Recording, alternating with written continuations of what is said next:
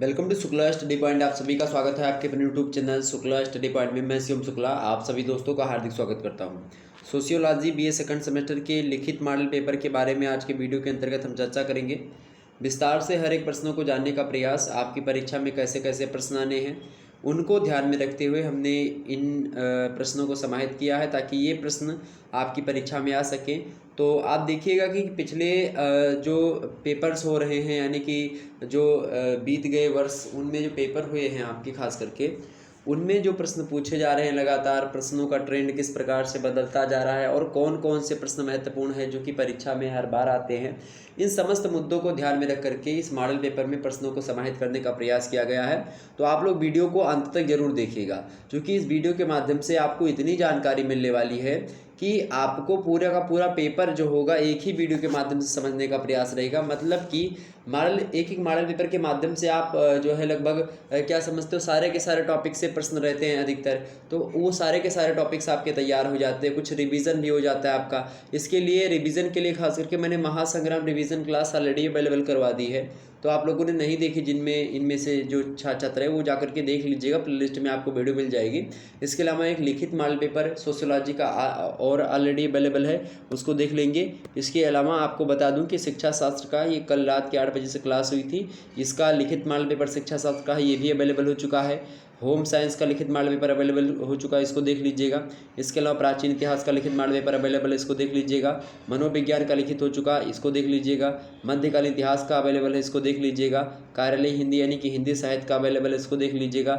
इसके अलावा ये वीडियो तो छोड़ना मत, सभी को देखना पड़ेगा, ये वीडियो बहुत ही महत्वपूर्ण है। इसमें आपको तैयारी कैसे करनी है ताकि आपके नंबर अच्छे आएँ, ये वीडियो अवश्य देख लीजिएगा, मोस्ट इंपॉर्टेंट है। सेमेस्टर परीक्षाओं को लेकर के खास करके ध्यान में रखते हुए इस वीडियो के सारे के सारे पहलुओं पर चर्चा की गई है। इसमें 10 महत्वपूर्ण पॉइंट बताए गए हैं जो कि आपकी परीक्षा की दृष्टि से मोस्ट इंपॉर्टेंट है। और जियोग्राफी का भी आपका मॉडल पेपर लिखित अवेलेबल है। इसके अलावा राजनीति शास्त्र का भी अवेलेबल है। अब इसके अलावा मैं जल्द ही फिर से राजनीति, पॉलिटिकल साइंस, जियोग्राफी, इन सभी पर फिर से वीडियो लाने वाला हूँ मॉडल पेपर लिखित टाइप का। और अगर आपकी परीक्षा ऑब्जेक्टिव भी हो रही तो आप बताएंगे, ऑब्जेक्टिव मॉडल पेपर भी already 2-2, 3-3 model paper objective type के हर एक सब्जेक्ट के अवेलेबल है, तो उनको आप देख लीजिएगा। लिखित के भी 2-2, 3-3 अवेलेबल करवा दें, उसके बाद में फिर से ऑब्जेक्टिव का करवा देंगे। इस प्रकार से आपका कोई भी प्रश्न छूटेगा नहीं। और आप लिखित वाला पेपर भी देखिए, ऑब्जेक्टिव वाला भी देखिए, दोनों आपकी दृष्टि से महत्वपूर्ण है। और खास करके आज का जो वीडियो होगा सोशियोलॉजी बीए सेकंड सेमेस्टर का, जो मैं मॉडल पेपर डिस्कस करने जा रहा हूँ, इसमें ऑब्जेक्टिव वाले जो जिन यूनिवर्सिटीज़ में ऑब्जेक्टिव टाइप के प्रश्न आ रहे हैं उनके लिए भी महत्वपूर्ण है, और जिनमें सब्जेक्टिव टाइप के आ रहे हैं उनके लिए भी महत्वपूर्ण है। तो आपको कहीं भटकने की आवश्यकता नहीं है। आप आसानी से शुक्ला एचडी पॉइंट पर अगर आए हैं तो आपको विधिवत जानकारी देने का प्रयास मेरा काम है। चले, और इसका जो एक प्रकार से जो इसके क्वेश्चंस होंगे आपको कम्युनिटी में मैं पोस्ट ही कर देता हूं, तो आप लोग वहां से देख सकते हो। इस जो प्रश्न होंगे ये आपको कम्युनिटी में मिल जाएंगे इसके बाद। ओके, क्लास जैसे संपन्न होती है आपको वहां पर मिल जाएंगे। ओके, चले। बीए प्रथम वर्ष की मैं बात कर रहा हूँ। सोशियोलॉजी सेकंड सेमेस्टर की चर्चा करने वाला हूँ। समाजशास्त्र विषय वस्तु है आपकी, और आपको पढ़ना क्या है, पेपर का नाम है आपके भारत में समाज संरचना, संगठन और परिवर्तन। देखिए, भारत में समाज संरचना किसकी, भारत में जो समाज है उस समाज की संरचना कैसी है, उस समाज का संगठन कैसा है, और उस समाज में परिवर्तन किस प्रकार से आज हो रहा है वर्तमान परिवेश को देखा जाए तो। इन समस्त मुद्दों पर हमको इसमें चर्चा करनी होती है। देखिए, अंग्रेजी में इसी को सोसाइटी इन इंडिया बोलते हैं। सोसाइटी माने समाज, इन माने में, और इंडिया माने भारत। ये चीज़ें क्लियर हो गई। संरचना को अंग्रेजी में स्ट्रक्चर बोलते हैं, संगठन को ऑर्गेनाइजेशन बोलते हैं, और परिवर्तन को चेंज बोलते हैं। ओके, तो आखिरकार जो इंडिया की सोसाइटी है उसमें उसका स्ट्रक्चर कैसा है, यानी स्वरूप उसका कैसा है, यानी संगठन उसका कैसा, ऑर्गेनाइजेशन कैसा है। इसके अलावा उनमें आज के वर्तमान दृश्य को देखा जाए, वर्तमान में किस प्रकार से जो भारतीय समाज है यानी इंडियन सोसाइटी है उसमें किस प्रकार से चेंज हो रहा लगातार, इन समस्त मुद्दों से प्रश्न आपकी परीक्षा में आते हैं। तो 3 चीज़ तो आपको ज़रूर पढ़ना है। भारत में समाज की संरचना, ये टॉपिक जो है इसको आपको जानना है। भारत में समाज का जो संगठन है इसको जानना है, और परिवर्तन भारत में समाज में किस प्रकार से हो रहा है। इन 3 चीज़ों को तो आपको पढ़ना पड़ेगा, क्योंकि इन 3 से तो प्रश्न एग्जाम में लगातार आते हैं। चूँकि ये पेपर के नाम में ही संकलित है, तो यहाँ से जाहिर सी बात है कॉमन सी आप जो है एक प्रकार से थोड़ा सा दिमाग लगाएं तो पता चल जाएगा कि यहीं से प्रश्न आने हैं। बट कुछ ऐसे टॉपिक्स हैं जिनसे एक प्रकार से अगर उन टॉपिक को सोशियोलॉजी में ना पढ़ा जाए या इंडियन सोसाइटी में ना पढ़ा, जैसे कि विवाह हो गया जो कि हिंदू संस्कार है, एक प्रकार से बोला जाता है 7 जन्मों का, एक प्रकार से हिंदू विवाह क्या है 7 जन्मों का लेखा जोखा होता है, 7 जन्मों तक साथ एक प्रकार से पति और पत्नी का एक प्रकार से बंधन होता है, ऐसा माना जाता है। इसके अलावा आप देखिएगा मंत्रोच्चार के माध्यम से शादियाँ होती हैं, और इस प्रकार से आप देखेंगे कि बिना विवाह के, बिना धर्म के पढ़े हुए आप सोशियोलॉजी को कंप्लीट ही नहीं कर सकते। आप चाहे किसी सेमेस्टर में पढ़ रहे हो तो विवाह वगैरह तो ये तो हमेशा आता रहेगा, क्योंकि समाज की अगर बात करेंगे तो समाज में जाहिर सी बात है इन सभी चीज़ों को हमको पढ़ना पड़ता है, तो इन सभी चीज़ों को हम चर्चा करेंगे। हालांकि आपका पेपर जो होता है वो 3 खंडों में बटा होता है, खंड आ, बा और सा। आ से अति लघु उत्तरीय टाइप के प्रश्न पूछे जाते हैं खंड आ से, और उन प्रश्नों को आपको 50 शब्दों में लिखना होता है, ठीक है। सभी प्रश्न आपको करने अनिवार्य हैं, ये बात भी ध्यान रखेंगे खंड आ से। ओके, क्लियर हो गई बातें। तो इसमें देखिएगा प्रश्न जो संख्या 1 है, इसमें 10 टाइप के प्रश्न होंगे, और उन 10 के 10 प्रश्नों को आपको उत्तर लिखना है कितने कितने शब्दों में, 50-50 शब्दों में। आइए हम चर्चा करते हैं कि इनके प्रश्न के उत्तर को हम कैसे लिख सकते हैं। पहला प्रश्न आपके एग्जाम पॉइंट ऑफ व्यू दृष्टि से बहुत महत्वपूर्ण है, यानी कि एग्जाम पॉइंट ऑफ व्यू से वो प्रश्न है आपका कि भारतीय समाज में परिवर्तन के 2 क्षेत्र लिखिए। मोस्ट इंपॉर्टेंट प्रश्न है, यानी आजकल जो भारतीय समाज में जो परिवर्तन हो रहा है इसके 2 क्षेत्र, यानी कि कौन कौन से ऐसे 2 क्षेत्र हैं, या फिर 2 क्षेत्र के नाम लिखे जिनमें परिवर्तन हो रहा है, जो कि भारतीय समाज के ही 2 क्षेत्र हैं। तो कौन कौन से भारतीय समाज के 2 क्षेत्र हैं भैया, ये आपसे पूछा जा रहा है। तो कौन कौन से हैं?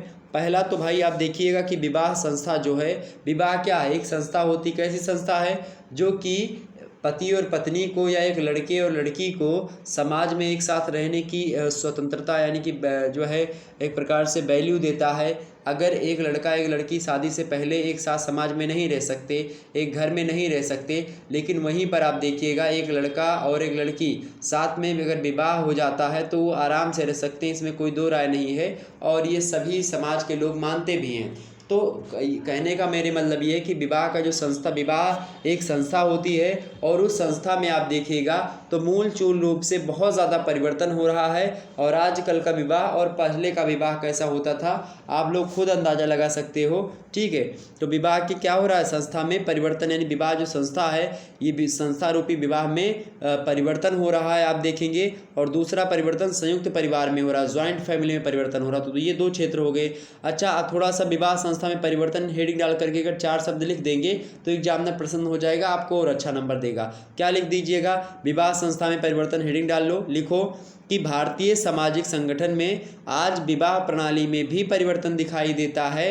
अनेक कारणों से विवाह आज जन्म जन्मांतर का संबंध नहीं रह गया है। पति या पत्नी दोनों में से कोई तलाक दे सकता है। पहले हिंदुओं में था कि तलाक जैसी कोई व्यवस्था ही नहीं थी, विवाह विच्छेद की प्रक्रिया ही नहीं थी हिंदुओं में, मतलब जोड़ने का तो साधन है लेकिन लौटने का साधन नहीं था, यानी जन्म जन्मांतर का रिश्ता था, चाहे सही मिला और चाहे एक प्रकार से गलत मिला, आपको उसके साथ रहना है। और हर हालत में देख रहते भी थे लोग, कुछ लोगों में विवाद होता था, तो उन्हीं सभी विवादों को ध्यान में रखते हुए जो है एक प्रकार से आदेश आता है कोर्ट का। और आदेश आप देखिएगा एक अधिनियम पारित होता है, एक अधिनियम पारित होता है 1954-55 के आसपास आप देखेंगे, 55 ईस्वी 1955 ईस्वी में हिंदू विवाह अधिनियम पारित हुआ। और हिंदू विवाह अधिनियम में जो है विवाह विच्छेद हिंदुओं के विवाहों में कर दिया गया। विवाह विच्छेद माने होता है कि अगर मान लेते हैं किन्हीं कारणों के बस में पति और पत्नी आपस में क्या नहीं है, सेटिस्फाई नहीं है, आपस में अंडरस्टैंडिंग नहीं कर पा रहे हैं, यानी कि एक दूसरे को समझ नहीं पा रहे हैं, तो वो अलग हो सकते हैं। ऐसी व्यवस्था हिंदू में नहीं थी, किसी शास्त्र किसी ग्रंथ में अलग होने की व्यवस्था नहीं की गई है। और इसको खास करके प्रकृति में जिस हिसाब से परिवर्तन हो रहा है, जिस हिसाब से आज समाज में परिवर्तन हो रहा है, या समय में जिस प्रकार से बढ़ोतरी हो रही है, उसको देखते हुए हिंदुओं ने इस बात को एक्सेप्ट किया कि हाँ कुछ ऐसे कारण होते हैं कि जिसके कारण से क्या होता है, कभी कभी पति और पत्नी आपस में एक साथ नहीं रह सकते, कुछ कारणों के बस में कुछ दिक्कत होती, चाहे पति को हो चाहे पत्नी को हो। और ख़ास करके आप देखेंगे कि कुछ ऐसे लोग गलत कर्म करने लगे थे कि जैसे दारू पी के आए, पत्नी को पीटना प्रारंभ कर दिया, घरेलू हिंसा ज़्यादा कर रहे थे।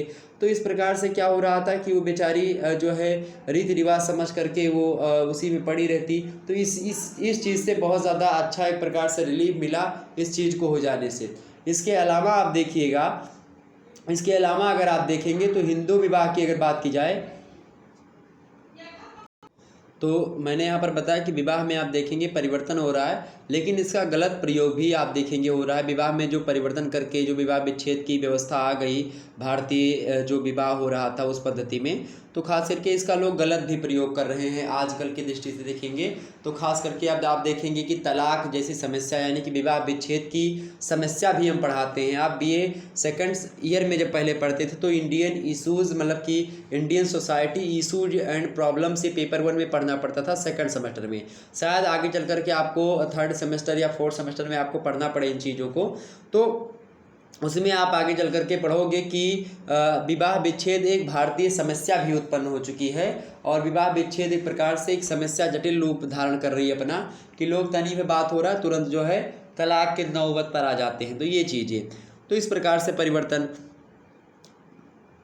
तो आपसे चाहे ऑब्जेक्टिव में पूछे, चाहे लिखित में पूछे, और चाहे मतलब अति लघु उत्तरीय, लघु उत्तरीय, दीर्घ उत्तरीय पूछे, तो आप आसानी से इनके उत्तर लिख पाएंगे जो मैंने आपको समझा दिया। यही सब चीज़ें होती हैं। आपका दिमाग कहाँ तक समाज के बारे में कार्य कर पाता है, आप अपने हिसाब से सारी चीज़ों को लिखें। इसमें बस क्या होता है, थोड़ा सा दिशा देना मेरा काम होता है। उसके बाद में जो चीज़ें आपने सुनी, जरूरी नहीं जो बातें मैंने बताई, जो बातें आपकी पुस्तक में लिखी हैं वो हू बहू जा करके आप अपनी कॉपी में लिख दो, ऐसा बिल्कुल एग्जामिनर नहीं चाहता है। और ये 100% मैं बता रहा हूँ, अनुभव मैं अपना दे रहा हूँ। तो ये बात ध्यान रखिएगा कि आप कॉपी लिखते समय इस बात का जरूर ध्यान रखें कि जरूरी नहीं कि जो बात किताब में लिखी है या यहीं पर लिखी है, कोटेशन वगैरह तो आप लिखें, परिभाषा भी किताबी लिख दें, एक आध परिभाषा, 2 परिभाषा, बाकी चीज़ों को अपने विस्तार के हिसाब से अपने दिमाग, जो बातें आपके दिमाग में रह पा रही हैं, जो आपने पढ़ा, तो जितनी याद आ रही उतनी लिखो, बाकी बना करके लिख दो, तो उससे नंबर आपका कटता नहीं है। अगर एग्जामिनर थोड़ा सा देखो कि लेजी टाइप का हुआ तो आपको और अच्छे नंबर मिल जाते हैं, क्योंकि पढ़ेगा नहीं, बस देख लेगा कितने पन्ने लिखे हुए हैं, कुछ एक आध 2 प्रश्न पढ़ लेगा आगे पीछे का, उसके हिसाब से नंबर मिल जाएगा। तो उसके लिए परेशान नहीं होना है आप लोग सभी लोगों को। लेकिन हाँ, आपको लिखना है, लिखने में कटौती नहीं करनी है। वैसे आप अगर मेरी वीडियोस को देख लोगो, मतलब कि अगर सारी वीडियोस को अगर आप लोगों ने मेरी देख लिया, या लगभग अगर एक ही वीडियो जो छात्र देख लेते हैं मॉडल पेपर की, तो उसमें भी बहुत सारा ज्ञान देते हैं, तो उन्हीं सभी का प्रयोग करके आप आसानी से लिख सकते हो, कोई दिक्कत नहीं होती है। ठीक है। दूसरा किसमें परिवर्तन हो रहा है, दूसरा क्षेत्र कौन सा है भैया, दूसरा क्षेत्र है आपका संयुक्त परिवार प्रणाली में परिवर्तन। संयुक्त परिवार प्रणाली जो ज्वाइंट फैमिली है, आप देख रहे होंगे कि लोगों का बंटवारा हो रहा है। गांव में संयुक्त परिवार देखने को मिल रहा था, और आज पिछले 10 सालों से आप देखिएगा तो बहुत सारे घर टूटे हुए हैं, और सभी में बंटवारा घर घर में हो रहा है। जो है पिता पुत्र एक साथ नहीं रहना पसंद कर पा रहे हैं, और इस प्रकार से आप देखें ज्वाइंट फैमिली जो है लगातार टूटती जा रही है, और एकाकी परिवार यानी कि जो केंद्रीय परिवार है, इनकी संख्या प्रबल और अधिक होती जा रही है। तो ये भी 2 प्रकार के क्षेत्र हैं जिनमें बहुत अधिक मात्रा में भारतीय समाज में परिवर्तन हो रहा है। नेक्स्ट प्रश्न आपके समक्ष है राष्ट्रीय एकीकरण। राष्ट्रीय एकीकरण से आपका क्या तात्पर्य है, क्या समझते हैं? तो राष्ट्रीय एकीकरण की बात की जाए तो राष्ट्रीय एकीकरण की परिभाषा को देते हुए डॉक्टर संपूर्णानंद जी कहते हैं कि राष्ट्रीय एकीकरण एक मनोवैज्ञानिक तथा शैक्षिक प्रक्रिया होती है। मन में जन साधारण के प्रति एकता, पारस्परिक निर्भरता, सामान्य नागरिकता की भावना और राष्ट्र के प्रति भक्ति भावना सन्निहित होती है जिस व्यक्ति के अंदर, वही राष्ट्रीय या इस प्रकार की जो भावना होती है वही राष्ट्रीय एकीकरण की भावना होती है। संपूर्णानंद ये बताते हैं राजनीतिक और प्रशासनिक दृष्टि से एक सत्ता के अंतर्गत कई छोटे छोटे राज्य जो होते हैं या राज्यों के बंध जाने से सामाजिक सांस्कृतिक दृष्टिकोण में एक ही प्रकार की संस्कृति, रीति रिवाज का पालन करने, एक भाषा, तीज त्यौहार, इन सभी के प्रभावित होने तथा मानसिक दृष्टि से सभी लोगों में एकता की भावना उत्पन्न होने के रूप में राष्ट्रीय एकीकरण ही कहा जाता है। तो इस प्रकार से आप देखेंगे ये राष्ट्रीय एकीकरण मतलब होता है कि विभिन्न प्रकार की भाषा भले ही भारत में आप देखेंगे है, या अलग अलग धर्म के लोग हैं, अलग अलग संस्कृति है सभी की, अलग अलग सभ्यता आप देखेंगे सभी की, तो कहीं ना कहीं पे आप देख लीजिएगा कि भारत विविधता में एकता को प्रदर्शित करता है। विविधता मतलब क्या होता है, डाइवर्सिटी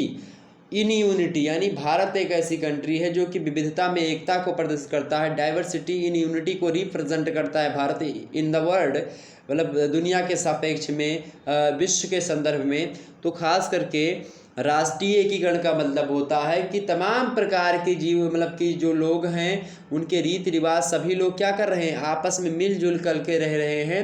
यही राष्ट्रीय एकीकरण होता है कि सभी आपस में क्या रहे, एक रहे और राष्ट्रीय भावना प्रत्येक व्यक्ति के अंदर प्रबल हो कि राष्ट्र के लिए कुछ मर मिटने की भाव के अलावा।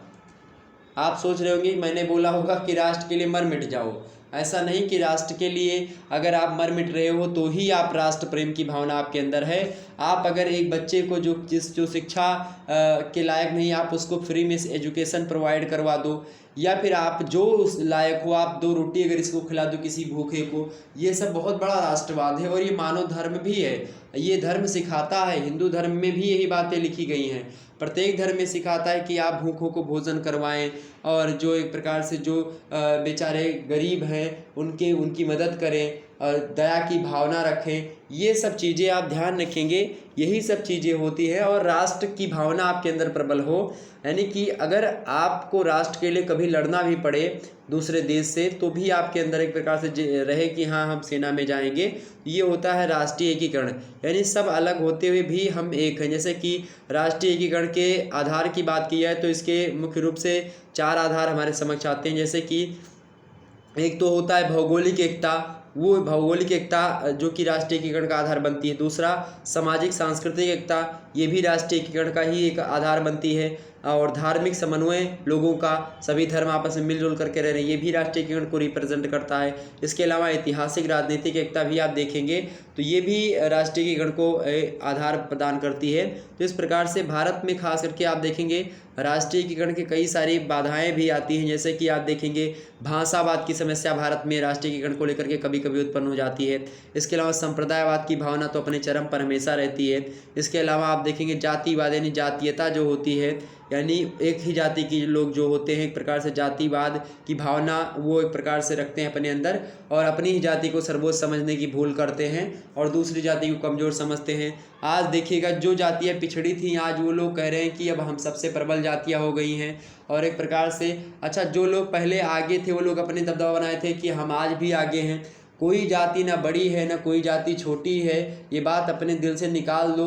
सभी इंसान हैं और सभी भगवान के बनाए हुए हैं। ना कोई एक प्रकार से आप देखेंगे कि ना आप और उसमें बस क्या है मानसिक क्रियाओं का अंतर है, मानसिक अभियोग्यता का अंतर है, बुद्धि लब्धि का अंतर है, यानी कि इंटेलिजेंट कोसेंट जो होता है उसका डिफरेंट होता है। प्रत्येक व्यक्ति में व्यक्तिक विभिन्नता होती है। शिक्षा शास्त्र में आप लोग पढ़ाते हैं, आप लोग पढ़ते होंगे।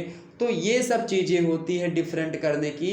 बाकी भगवान के यहाँ से हर व्यक्ति जो होता है वो बराबर बना करके भेजा जाता है। अब आप अपनी मस्तिष्क का प्रयोग अधिक मात्रा में करेंगे तो आप ज़्यादा ज्ञानवान होंगे और आपकी पूजा होगी।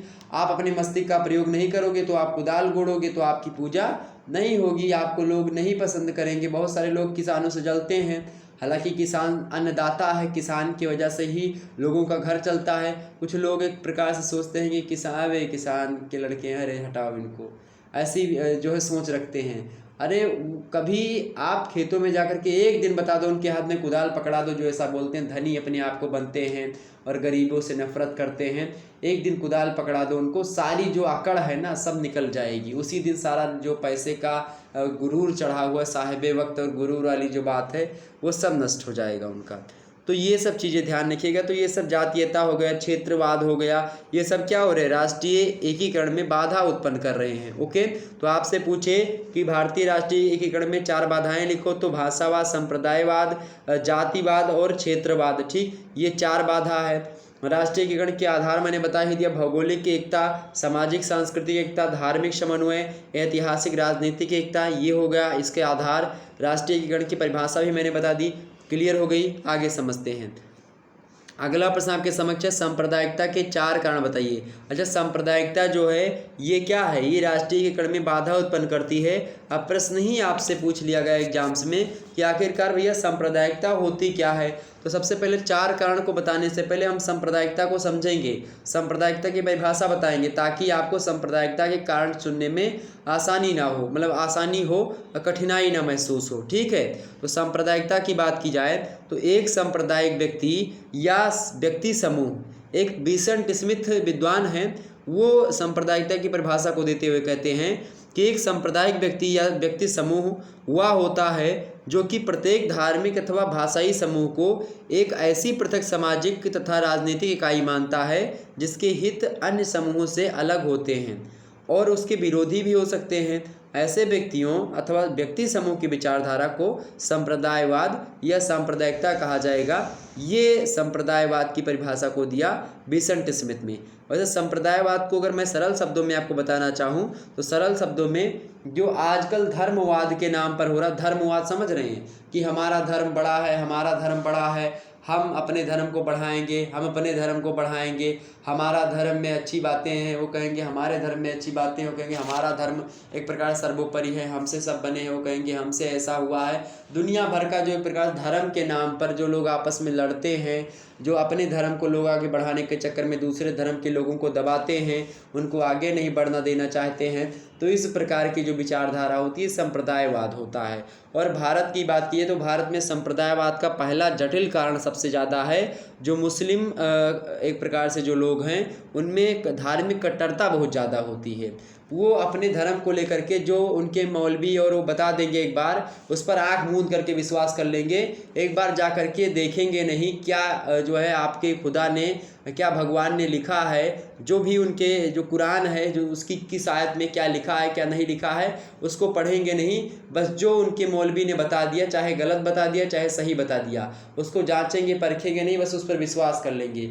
जो कोई उनको अगर मान लेते कोई आतंकवादी संगठन है और बुला करके कोई भर दे उनको, क्योंकि इनको बहलाना फुसलाना थोड़ा सा आसान हो गया आजकल के भौतिकवादी समाज में। आप देखेंगे पढ़े लिखे लोग भी जो है इसका शिकार हो रहे हैं, वो नहीं जानते कि एक प्रकार से ये सही है या गलत है, उनको इस प्रकार से उनका माइंड से डेवलप कर देते हैं आतंकवादियों का लोग कि वो बेचारे वही सोचने लगते हैं और वही उनके लिए जीवन हो जाता है और वो अपने प्राणों का बलिदान दे देते हैं। जीवन एक बार जिंदगी में मिलता है, दोबारा आप इस पृथ्वी पर कब आओ कब ना आओ कुछ अता पता है नहीं, ठीक है, कि क्या बन करके आओ कैसे आओ। और चूंकि नैनम छिदन शस्त्राणी नैनम दहति पावका न चैनम कलेदयंत्यापो न सो सहितुमारता, तो आत्मा अजर अमर है अविनाशी है, लेकिन आपकी जो शरीर है ये नश्वर है, कभी भी भंग हो सकती है। और ख़ास करके आप देखेंगे तो जितना आपको मिला है शरीर, जितने दिन के लिए आप आए हो उतना दिन तो सही तरीके से जीवन यापन कर लो। आप देखो जब खगोल शास्त्र पढ़ो कभी, आप देखिएगा पृथ्वी यार एक छोटा सा बिंदु है और पृथ्वी जैसे असंख्य तारे असंख्य ग्रह मौजूद हैं वातावरण में आप देखेंगे, और उसमें आप एक छोटी सी पृथ्वी पर रह करके और आप देखेंगे अपने ही घर में रह करके भारत देश में रह करके, और आप देखेंगे भारत देश में रह करके हिंदू मुस्लिम कर रहे हो, झगड़ा करवा रहे हो। आप देखें जो टीवी पे डिबेट वगैरह होती है उसी से लोग और ज़्यादा थोड़ा सा मानसिक तनाव लेते हैं, हिंदू लोग मुस्लिम को देखकर जलते हैं, मुस्लिम लोग हिंदू को। तो सबसे बड़ी बात क्या है कि ये कारण तो यहाँ पर अब ये रखना पड़ेगा मजबूरी में, आप ये भी लिख भी दीजिएगा, एग्जाम में भी लिखिएगा। इसके लिए हो सकता है कि एग्जामिनर अगर पढ़ लेगा तो आपको समझ जाएगा कि हाँ आपने इन चीज़ों को अच्छे तरीके से समझा है। टीवी डिबेट में जो एक प्रकार से जो आते हैं डिबेट करने के लिए, चाहे जिस भी पार्टी के हों और चाहे जिस भी धर्म के लोग हों, वो आकर के बस यही सब चीज़ें बताते हैं। खास करके आप देखेंगे तो जो मुस्लिम के कुछ एक आध दो लोग हैं वो अपने आप को समझते हैं कि मैं मुस्लिम का प्रतिनिधित्व हूँ, बाकी कुछ ऐसे मुस्लिम्स हैं जो आते हैं और सच्चाई को सामने लाते हैं बगल में ही। तो फिर आप जब देखते हो तो पता चलता है कि हाँ ये बंदा गलत कर रहा था, ये सही कर रहा था। इससे पहले चाहे वो कोई विद्वान हो, चाहे वो कोई संस्कृत का प्रकांड विद्वान हो और चाहे वो कोई मौलवी हो, आपको जब कोई बताए कोई बात तो उस पर एक प्रकार से आप अपने शास्त्र को, अपना जो भागवत है, चाहे भागवत धर्म की बात करें यानी सनातन धर्म की, वैसे सनातन धर्म में कोई बरगलाने का काम होता ही नहीं है, सबसे अच्छी बात तो ये है। लेकिन अगर कोई करता भी है तो आप एक बार अपने धर्म ग्रंथ को उठा करके देख लें, ठीक, या फिर अपने कोई जानकार व्यक्ति से पूछ ले कि ऐसी बात है क्या। हालांकि कोई भी धर्म आपको ऐसी छूट नहीं देता कि आप जाकर के किसी की हत्या करो या फिर कुछ ऐसा करो, ठीक। तो ये बात है, बस कुछ लोग चंद लोग हैं जो कि ऐसा करते हैं, सिखाते हैं उनको और बेचारों को भ्रम में डाल देते हैं, क्योंकि वो पढ़े लिखे थोड़ा सा कम होते हैं। आजकल हमारे मुस्लिम भाई पढ़ लिख रहे हैं, आगे बढ़ रहे हैं, बहुत खुशी मिल रही है, आगे बढ़ें, परिवार नियोजन का पालन करें और तमाम प्रकार की चीज़ें हैं करें, और उनमें मैं खास करके मुख्य रूप से सहयोगी आपका होऊंगा, तो उसमें कोई दो राय नहीं है। बस ये रखो कि एक प्रकार से आप मेरे भाई हो, मैं आपका भाई हूँ। इस प्रकार से भाईचारे की भावना को हमेशा प्रबलता दो। पृथ्वी पर रह कर के आप झगड़ा कर रहे हो, दुनिया में क्या लेकर के आए हो, क्या लेकर के जाओगे, कभी आपने सोचा? और किसी को मारने से आपको स्वर्ग या जन्नत नहीं मिलेगा, ये भी बात आप डिनोट कर लीजिएगा। धर्म के नाम पर या आप राष्ट्रवाद के नाम पर ही सोचो कि आप बहुत बड़ी झगड़ा कर लो और मृत्युदंड मतलब कि तमाम लोगों को मार डालो, ये सब भी गलत काम है। राष्ट्रवाद की उच्चतम पराकाष्ठा आप देखिए हिंदी साहित्य के इतिहासकार में मिलेगी। पूरे के पूरे भूमंडल को एक राष्ट्र के रूप में मानते हैं हिंदी साहित्य के इतिहासकार। क्या ऐसा कोई साहित्यकार सोच सकता है दुनिया का? लेकिन हिंदी साहित्य के साहित्यकारों ने सोचा। चले हालांकि आगे बढ़ते हैं। तो संप्रदायवाद ने मुसलमानों की धार्मिक कट्टरता, टीवी डिबेट में लोगों का असभ्य तरीके से जो है पेश करना। तीसरी बात आप लिख दीजिएगा, आर्थिक व शैक्षिक पिछड़ापन। जिसके पास बेचारों के पास पैसे नहीं, वो पैसों के लिए कुछ भी कर सकते हैं। शैक्षणिक पिछड़ापन, अगर शिक्षा नहीं है उनके पास तो उनको बरगलाए में ज़्यादा जल्दी लाया जा सकता है। चौथा लिख दीजिएगा, हिंदुओं में भी प्रबल हिंदू राष्ट्र की भावना है। कुछ हिंदू लोग जो हैं वो एक प्रकार से बस ये देखना चाह रहे हैं कि बस केवल हिंदू ही हिंदू है, बाकी और सिख धर्म, सिख, ईसाई, मुस्लिम, पारसी, बौद्ध, जैन ये धर्म ही नहीं है। कुछ लोगों का ऐसा मानना है। लेकिन जो वास्तविक सनातनी होगा, वसुधैव कुटुंबकम, उदार चरित्रा नाम तो वसुधैव कुटुंबकम, वो ऐसी भावना नहीं रखेगा। वो अपने जैसे कि शरणागत को जे तजहि निज अहनहित अनुमान, ते नर पावर पापमय तिन्ह बिलोकतिहान। भगवान श्री राम कहते हैं, जब सारे बानर लोग आते हैं और विभीषण उधर से आते हैं जो कि भगवान के दुश्मन रहते हैं एक प्रकार से। आप देखिएगा भगवान के वैसे तो भक्त हैं विभीषण, लेकिन दुश्मन के चूँकि भाई हैं तो सभी लोग उसको दुश्मन समझते हैं विभीषण को। बंदर लोग उसको पकड़ करके लेकर के आते हैं भगवान श्री राम के समक्ष और कहते हैं कि ये देखो ये दशानन का भाई है, पूछने पर बता रहा है ऐसा ऐसा, तो प्रभु जी आप कृपया करके निवारण करें कि इसका क्या किया जाए।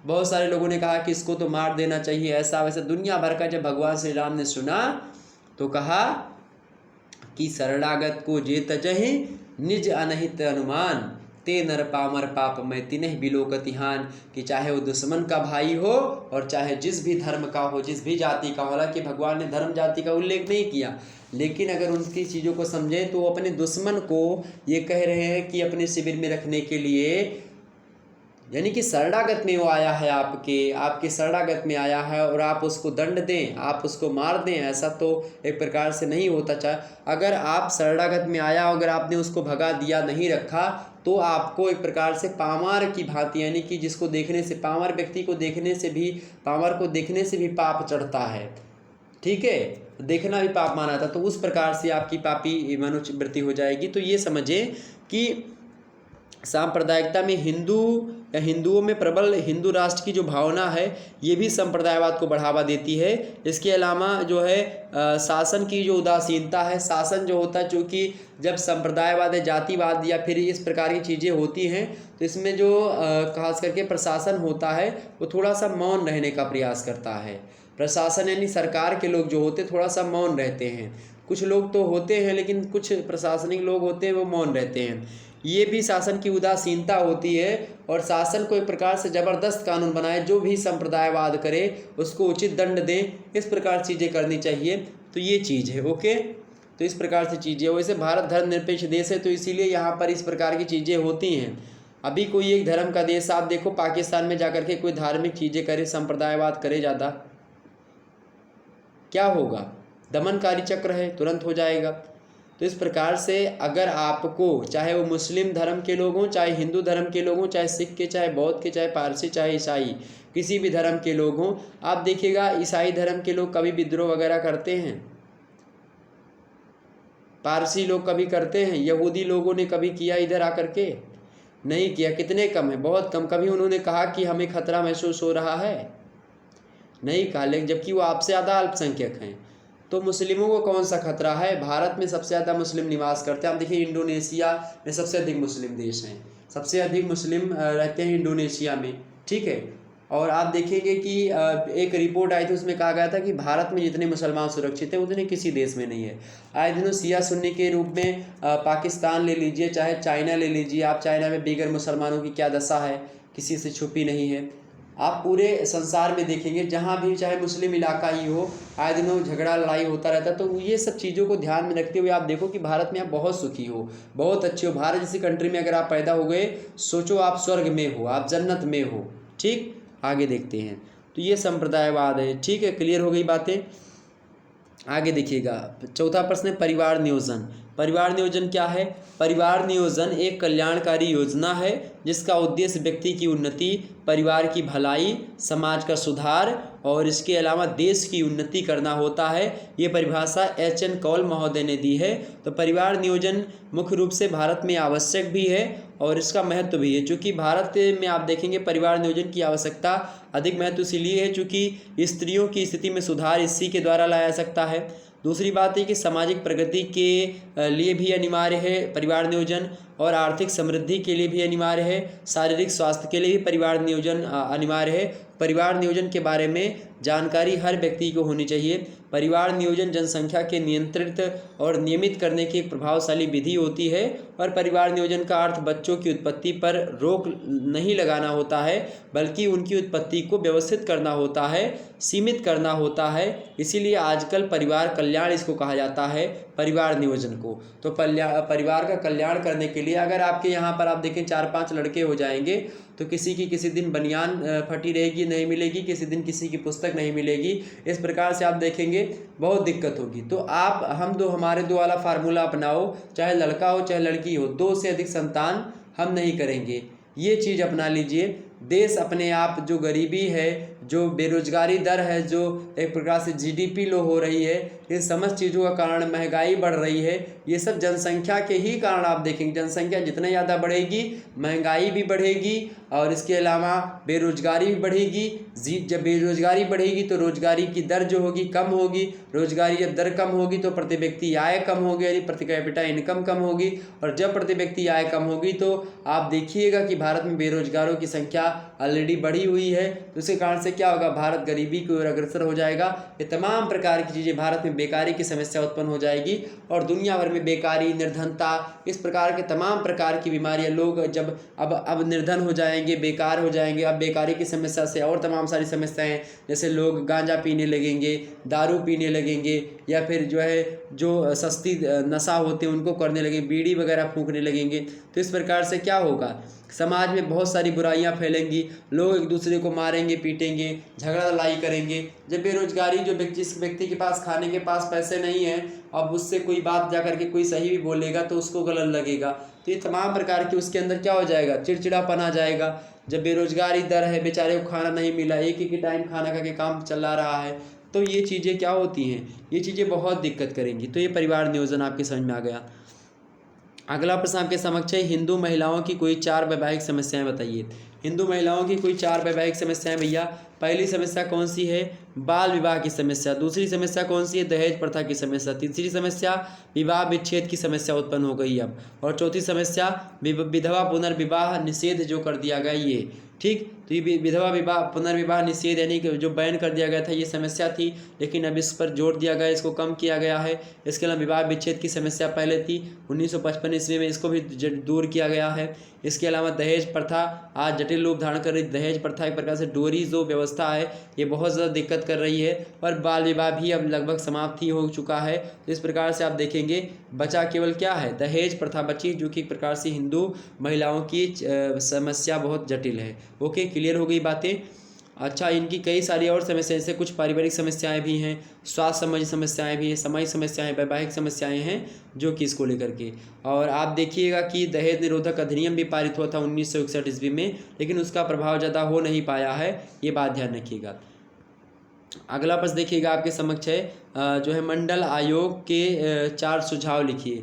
मंडल आयोग जो था, बीपी मंडल आयोग जो है, आप देखिएगा इसके अध्यक्ष कौन थे, बीपी मंडल ही थे इसके अध्यक्ष। बीपी जो मंडल आयोग था, ये पिछड़ा वर्ग आयोग ही एक प्रकार से मंडल आयोग, द्वितीय पिछड़ा वर्ग आयोग के नाम से जाना जाता है। आप देखिएगा कि 1 जनवरी 1979 ईस्वी को मंडल आयोग की नियुक्ति होती है, ये बात ध्यान रखेंगे। और पिछड़ा वर्ग की जो प्रथम पिछड़ा वर्ग आयोग है, इसकी नियुक्ति 29 जनवरी 1953 ईस्वी में होती है। ओके, और तो 1953 में प्रथम पिछड़ा वर्ग आयोग, जिसके अध्यक्ष कौन थे, काका कालेलकर थे। और जो द्वितीय पिछड़ा वर्ग आयोग है इसी को मंडल आयोग भी कहा जाता है। इसके अध्यक्ष कौन थे? बीपी मंडल थे। कब आया ये आयोग? 1 जनवरी 1979 ईस्वी में आया। और इसी के तहत आप देखिएगा जो 27% वाला आरक्षण है ओबीसी को, अदर बैकवर्ड कास्ट को मिलता है। तो मंडल आयोग का पहला सुझाव ये है कि सार्वजनिक क्षेत्र तथा सरकार द्वारा आर्थिक सहायता प्राप्त करने वाले सभी प्रतिष्ठानों में पिछड़े वर्गों के लिए नौकरियों में 27% स्थान आरक्षित किए जाएं। ये पहली बात इसकी सुझाव था। दूसरा सुझाव मंडल आयोग का ये दिया गया सरकार को कि पदोन्नति के लिए यानी कि आपके पद के प्रमोशन के लिए 27% यानी 27% के सिद्धांत, जो प्रतिशत का सिद्धांत है उसको लागू करें।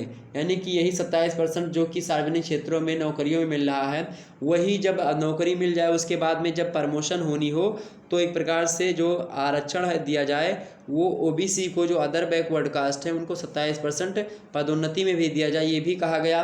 तीसरी बात भी मंडल योजना की जो सिफारिश या सुझाव था ये था कि पिछड़े वर्गों में साक्षरता बढ़ाने के लिए एक समयबद्ध योजना लागू की जाए। और चौथी बात ये सुझाव दिया गया कि पिछड़े वर्गों के विद्यार्थियों को वैज्ञानिक, प्राविधिक और व्यावसायिक श्रेणी की सभी संस्थाओं में 27% आरक्षण आरक्षित किए जाएं। ये तमाम प्रकार की मांग जो है ये द्वितीय पिछड़ा वर्ग आयोग के द्वारा सरकार के समक्ष रखी जाती हैं। ओके, तो ये था मंडल आयोग के 4 सुझाव। नेक्स्ट प्रश्न आपके समक्ष, विवाह को परिभाषित कीजिए। विवाह क्या होता है? विवाह क्या होता है भैया?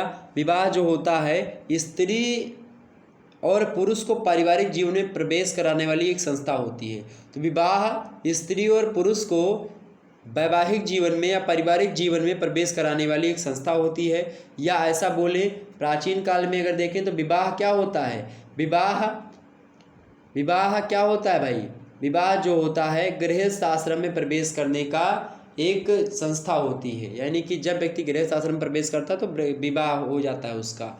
तो विवाह संस्कार के द्वारा, विवाह संस्था के द्वारा जो ब्रह्मचर्य आश्रम होता है वो टूटता है यहीं से, और जो गृहस्थ आश्रम होता है उसमें बच्चा यानी व्यक्ति प्रवेश करता है। ठीक है। अच्छा, ये परिभाषा किसने दी थी? विवाह स्त्री और पुरुष को पारिवारिक जीवन में प्रवेश कराने वाली संस्था है। ये बड़ी अच्छी परिभाषा है और मुझे खास करके बड़ी फेमस लगती है, बड़ी अच्छी परिभाषा लगती है और सिंपल से परिभाषा। इस परिभाषा को दिया था बोगार्ड्स महोदय ने। बड़ी अच्छी परिभाषा, आप इसको ध्यान रख लीजिएगा, एग्जाम्स में लिख दीजिएगा। ऑब्जेक्टिव बोलो, आपसे परीक्षा में प्रश्न आता है। विवाह स्त्री और पुरुष को पारिवारिक जीवन में प्रवेश कराने वाली संस्था है। किसने कहा था? तो बोगार्ड्स ने कहा था।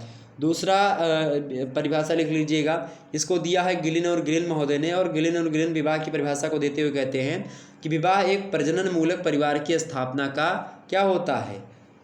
जो एक प्रकार से स्थापना का समाज के द्वारा स्वीकृत एक तरीका होता है। तो विवाह एक प्रजनन मूलक परिवार की स्थापना का समाज के द्वारा स्वीकृत एक तरीका होता है जिसके द्वारा व्यक्ति प्रजनन की क्रिया कर सकता है। ओके, यानी कि वो अपनी जो इच्छाएं हैं दोनों की, विषमलिंगी प्राणियों की, वो आपस में सारी चीज़ें कर सकते हैं। इसकी वैधता विवाह संस्था के द्वारा क्या होता है? यौन संतुष्टि की पूर्ति, तमाम प्रकार के उद्देश्य होते हैं इसके। और इसके अलावा जो है संतान उत्पत्ति करना, ये तमाम प्रकार के उद्देश्य होते हैं। मैंने आपको बताया। वैसे हिंदू धर्म के विवाह के उद्देश्य की बात की जाए तो हिंदुओं में सबसे बड़ा चीज़ है कि हिंदुओं में विवाह का सबसे प्रमुख उद्देश्य अपने धार्मिक कर्तव्य का पालन करना होता है। सभी धार्मिक कार्यों के निष्पादन के लिए पति पत्नी का होना एक आवश्यक है। नहीं, कभी भी आप देखिएगा भगवान राम जब अश्वमेध यज्ञ कर रहे थे तो उसमें आप देखेंगे कि जब कर रहे थे तो उसमें जब लाल जो है यज्ञ करना हुआ तो कहा कि माता सीता कहाँ गई? तो राम जी ने कहा कि नहीं, अब भेजने वाले तो आप ही लोग हो, मैं नहीं बुलाऊंगा। एक प्रकार से तो कहा कि नहीं, आप पत्नी की शादी कर लो। कि नहीं, शादी तो बिल्कुल भी नहीं करेंगे हम। तो दोबारा क्या हुआ कि जो है अष्ट धातु की मूर्ति बनाई गई माता सीता की और उन्हीं के वजन के बराबर जो रखी गई और पूजा फिर संपन्न हुई। तो पति और पत्नी क्या होते हैं? ये भगवान के यहाँ से एक प्रकार से दो रूप प्रकट हुए हैं, यानी भगवान के ही दोनों अंश हैं। और आप देखिएगा कि ये दोनों अंश जो हैं भगवान के द्वारा ही बनाए गए हैं। एक के बिना दूसरा क्या है? एक के बिना जो है दूसरा हमेशा अधूरा माना जाता है। तो ये भी होता है आपका विवाह। ओके, समझ में आ गई बातें? तो सबसे पहली बात, हिंदुओं में विवाह करना एक धार्मिक उद्देश्य है। दूसरा, प्रजा और संतान की उत्पत्ति करना। तीसरा, आनंद की प्राप्ति करना। ओके, ये चीज़ है। अगला देखते हैं। अगला प्रश्न आपके समक्ष है, धर्म को परिभाषित कीजिए। धर्म क्या है भैया? धर्म के बारे में आपसे प्रश्न पूछा गया है। धर्म सभी लोगों को पता होगा। एडवर्ड टायलर एक व्यक्ति हैं, वो कहते हैं कि धर्म जो है ये आध्यात्मिक शक्तियों में विश्वास है। इनकी परिभाषा छोटी सी है लेकिन बड़ी खोटी है, तो आप ये ध्यान रखिएगा, ये परिभाषा जरूर एग्जाम में लिखिएगा कि धर्म आध्यात्मिक शक्तियों में विश्वास है। छोटी परिभाषा इसलिए मैंने बताई। धर्म क्या है? आध्यात्मिक शक्तियों में विश्वास है, ये कहा था टायलर महोदय ने धर्म की परिभाषा को देते हुए। इसके अलावा सर जेम्स फ्रेजर कहते हैं धर्म की परिभाषा को देते हुए कि धर्म को मैं मनुष्य से श्रेष्ठ उन शक्तियों की संतुष्टि या आराधना समझता हूँ जिनके संबंध में यह विश्वास किया जाता है कि वे मानव को मार्ग दिखाती हैं और नियंत्रित करती हैं। तो धर्म क्या होता है? जब मनुष्य बहुत फंस जाता है तब वो भगवान को याद करता है। कहा भी गया है कि दुख में सुमिरन सब करे, सुख में करे न कोय, और जो सुख में सुमिरन करे तो दुख काहे का होए, ये बात कही गई है। ओके, और ये भी बात बताई गई है वेदों पुराणों में। आप देखेंगे बड़े बड़े विद्वानों ने सारी चीज़ों को पढ़ करके 2 शब्दों में पूरा का पूरा बताया और कहा कि 4 वेद 6 शास्त्र में लिखी है बातें दोए, और दुख देनी दुख होता है, सुख देनी सुख होए। मतलब कि अगर आप किसी व्यक्ति को दुख देंगे तो आपको दुख की प्राप्ति होगी, और आप दुख मतलब सुख देंगे तो आपको भी सुख की प्राप्ति होगी। तो कहने का मतलब ये है कि आप जैसा करोगे वैसा आपको मिलेगा। ये सबसे बड़ा दर्शन है जो कि भारतीय दर्शन है। ओके, नेक्स्ट, धर्म की परिभाषा हो गई आपकी। धर्म की परिभाषा हो गई भैया। धर्म जो होता है, धर्म की बताएं आपको तो अलौकिक शक्ति में विश्वास, इसकी पहली विशेषता। दूसरी विशेषता आशा और शक्ति इसमें होती है। आशा और शक्ति का स्रोत होता है धर्म। लोग इसमें शक्ति के विश्व मतलब कि एक प्रकार से आशा रखते हैं और शक्ति जानते हैं कि धर्म में बहुत शक्ति है, और ये वास्तविकता है कि धर्म में अगर आपने विश्वास किया है, आशा रखी, तो धर्म आपको कभी निराश नहीं करेगा, अगर वास्तविक तरीके से आपने धर्म को माना तो। ठीक है, तो बाकी किसी दूसरे के कहने के चक्कर में और गलत काम किया तो फिर दोबारा आपको धर्म माफ़ नहीं करेगा। ओके, तीसरी विशेषता है धर्म की पवित्रता। पवित्रता से संबंध होता है धर्म का, और विशिष्ट धार्मिक प्रतीक भी होते हैं धर्म के अपने अपने। ये तमाम सारी चीज़ें जो है धार्मिक चीज़ें जो मैंने आपको समझा दी। अगला प्रश्न आपके समक्ष है, वर्ग एवं जाति में कोई 2 अंतर बताओ। ये प्रश्न पूछ लिया गया आपसे। प्रश्न क्या है भाई? प्रश्न है कि वर्ग और जाति में कोई 2 अंतर लिखिए। तो वर्ग क्या है, जाति क्या है? तो वर्ग जो होता है, एक सामाजिक वर्ग जो होता है उन व्यक्तियों का योग होता है जिनका आवश्यक रूप से एक निश्चित समाज में सामाजिक पद समान होता है, उसी को हम वर्ग कहते हैं। आगबर्द और निम्नकाफ कथन कहते हैं। जबकि लेपियर महोदय वर्ग की परिभाषा को देते हुए कहते हैं कि एक सामाजिक वर्ग सुस्पष्ट सांस्कृतिक समूह होता है जिसे कि संपूर्ण जनसंख्या में एक विशेष स्थान अथवा पद प्रदान किया जाता है, तो वो वर्ग होता है। ठीक है, जबकि जात की अगर हम बात करें, जात की बात करें तो जात सभी को पता होता है जब एक वर्ग पूर्णतः आनुवंशिकता पर आधारित होता है कि जिस वर्ग में व्यक्ति जन्म लेता है वो उसी वर्ग का हो जाता है। उसी जैसे कि ब्राह्मण में जन्म लिया तो ब्राह्मण, क्षत्रिय में जन्म लिया क्षत्रिय, वैश्य में वैश्य, शूद्र में शूद्र। तो इस प्रकार से जब व्यवस्था हुई तो इसी को क्या कहते हैं, जाति कहते हैं। जाति क्या है? जाति जब एक वर्ग पूर्णतः आनुवंशिकता पर आधारित होता है तब उसे हम जाति कहते हैं, ऐसा चार्ल्स कूले महोदय ने कहा। ओके, अच्छा, जाति और जो वर्ग है इनमें 2 अंतर पूछा गया है। तो पहला अंतर इसमें होता है कि वर्ण जो होता है, जो वर्ग होता है मेरे प्यारे दोस्तों, वर्ग व्यक्ति के गुण तथा कार्य पर आधारित होते हैं, जबकि जाति व्यक्ति के जन्म पर आधारित होते हैं। ओके, तो वर्ग आपका कैसे निर्धारित होता है? वर्ग व्यक्ति के गुण कैसा है, उसका कार्य कैसा है, ये डिनोट करता है वर्ग। ठीक, और मतलब कि जाति जो होता है वो जन्म के आधार पर निर्धारित होती है कि आप किस जाति से हो। ओके, दूसरी बात यह है कि वर्ण जो मतलब कि जो वर्ग होता है वो समानता पर आधारित होता है, जबकि जातियाँ जो होती हैं ऊंच नीच में बटी हुई होती हैं। तो ये वर्ग और जाति में 2 अंतर मैंने बता दिए। 10वां प्रश्न आपके समक्ष है, गांव और नगर को परिभाषित कीजिए। गांव और नगर को परिभाषित कीजिए। बढ़िया प्रश्न आपकी परीक्षा में पूछा जा रहा है भाई। प्रश्न क्या है? प्रश्न है कि गांव और नगर को परिभाषित कीजिए। एग्जाम में प्रश्न तो जरूर आएगा। कैसे लिखेंगे इसको भाई? कैसे लिखेंगे? गांव और नगर को परिभाषित कीजिए। बड़ा अच्छा प्रश्न है। तो अगर हम गांव की परिभाषा आपको दें तो गांव क्या होता है भैया? गांव जो होता है ग्रामीण समुदाय के अंतर्गत संस्थाओं एवं ऐसे व्यक्तियों का संकलन होता है जो छोटे से केंद्र से चारों तरफ संगठित होते हैं और सामान्य प्राथमिक हितों में भाग लेते हैं। ऐसा क्षेत्र जहाँ के लोग कृषि कार्य करते हैं, कृषि के अलावा अन्य कार्यों में व्यस्त, मतलब लगभग 70% से अधिक लोग कृषि करते हो, तो उस क्षेत्र को कम जनसंख्या विरल हो, लोगों में मधुरम संबंध हो, प्राथमिक संबंध हो कि आज हमारे यहाँ पर आटा खत्म होगा तो पड़ोसी के यहाँ पर पहुँचे एक आखा लेकर के, तो हमको कहें कि भैया एक आखा ले लो, कल यहाँ हम दे दो हमारे पिसाए का है। तो ये सब होता है आपका गाँव। तो गाँव ये है। जो है आपका नगर क्या है, नगर की परिभाषा को देते हुए विल्काक्स महोदय कहते हैं, विल्काक्स महोदय कहते हैं कि जहाँ मुख्य व्यवस्थाएं जो होता है कृषि है उसे गांव जहाँ कहते हैं, और जहाँ पर कृषि के अतिरिक्त अन्य व्यवसाय होता है उसे ही हम शहर कहते हैं। और इसी की परिभाषा को देते हुए बर्गल महोदय कहते हैं कि नगर ऐसी संस्था है जहाँ के अधिकतर निवासी कृषि कार्य के अतिरिक्त अन्य उद्योगों में व्यस्त होते हैं, यानी कृषि नहीं करते हैं, और लगभग 75 से अधिक लोग या लगभग सभी लोग क्या करते हैं वहाँ के अन्य व्यवसायों में, कोई नौकरी कर रहा है, कोई बिजनेस कर रहा है, कोई दुकान खोली हुई है, तो कोई ठेला लगा रहा है, और कोई जो है प्रकार से कोचिंग खोल करके पढ़ा रहा है, कोई शिक्षण का कार्य कर रहा है, कोई जिम ट्रेनर है। तो इस प्रकार से क्या हो रहा है, ये सब क्या है, शहरों में लोग कृषि नहीं करते हैं, शहरों में अलग अलग व्यवसाय के माध्यम से पैसे कमाते हैं। तो ये हो गया नगर। नगरों में जनसंख्या घनी होती है, सघन होती है। ठीक, ये चीज़ें तो क्लियर हो गई होंगी आपको। नगरों की जनसंख्या ज़्यादा होती है, गाँव की जनसंख्या कम होती है। गाँव में पेड़ पालो ज़्यादा होते हैं, नगरों में कम होते हैं। गाँव में तालाब होता है, शहरों में स्विमिंग पूल होता है। गाँव में आप देखेंगे झाड़ियाँ होती है, बगीचे होते हैं, और शहरों में जो है पार्क होता है। तो ये सब आप ये भी अंतर लिख सकते हो, ये भी एक प्रकार से अंतर ही तो है। आगे समझते हैं। तो ये आपके हो गए 10 अति लघुत्तरीय टाइप के प्रश्न जो कि मैंने आपको कह सुनाया। अगला प्रश्न देखिएगा आपके समक्ष है, केवल 5 प्रश्नों के आपको उत्तर देने हैं, 200 शब्दों में इन प्रश्नों के उत्तर आपको लिखना है, खंड बाकी। ओके, अब आइए हम समझते हैं कि आखिरकार इन प्रश्नों के उत्तर को हम कैसे लिख सकते हैं। ओके, अब देखेंगे लघु उत्तरीय प्रश्नों के उत्तर कैसे लिखना है। पहला प्रश्न आपके पूछा गया, ग्रामीण एवं नगरीय जीवन में भेद स्पष्ट कीजिए। ये मोस्ट इंपॉर्टेंट प्रश्न है और आपकी परीक्षा में पूछ लिया गया। प्रश्न क्या है, प्रश्न आपके समक्ष पूछा गया है कि ग्रामीण एवं नगरीय जीवन में भेद स्पष्ट कीजिए। सिंपल सी एक प्रकार से प्रश्न है और एग्जाम पॉइंट ऑफ व्यू से बहुत सही प्रश्न है।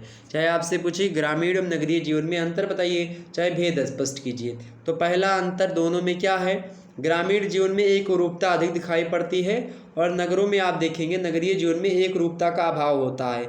गांव के लोग आपस में एक दूसरे मतलब कि कहीं ना कहीं पे एक ही घर के लोग होते हैं, जो कि या फिर एक ही वंश के लोग होते हैं, गांव में निवास करते हैं, और अलग अलग लोग रहते हुए भी एक प्रकार से सभी लोग प्राथमिक संबंधों के द्वारा आपस में जुड़े होते हैं। और नगरों में क्या होता है, कोनो ईर घाट तो कोनो वीर घाट, कोई इधर से आकर के बसा, कोई उधर से आकर के बसा, और बड़ी दयनीय स्थिति होती है शहरों के लोगों की भी, ये बात भी मान करके चलो। ओके, दूसरी बात यह है कि ग्रामीण जीवन पर पर्यावरण प्रदूषण का अभाव नहीं होता है और ना के बराबर होता है, क्योंकि ग्रामों की जनसंख्या नगरों की जनसंख्या कम होती है।